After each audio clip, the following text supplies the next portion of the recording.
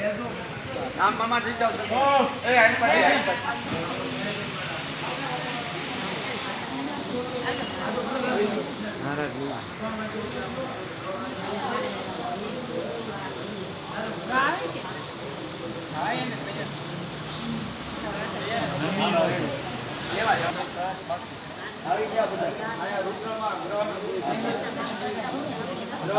જોડી રાખો બધાય જપ નિયમ તપ સ્વાધ્યાય કર્તું દયા દાન વિશિષ્ટાનામ સર્વેષામ બ્રાહ્મણાનામ વિધિ કરતા જરા એટલા પ્રકારના નિયમ તમારે પાળવા જોઈએ. વ્રત એટલે ઉપવાસ રહેવો જોઈએ.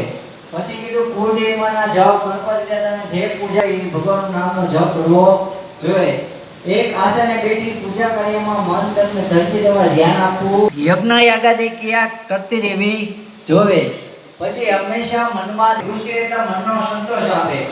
તમારું કોઈ ખરાબ કરે નહીં અને તમારું આયુષ્ય હોય એ નિરોગી રાખે. તમારી કામમાં તમારી પ્રગતિ થતી રહે. તમારા ઘરે અન્નરસના બધા ભંડાર ભરપૂર રહે. હવે તમારે આરતી વાળી થાળી નજીક લેવાની છે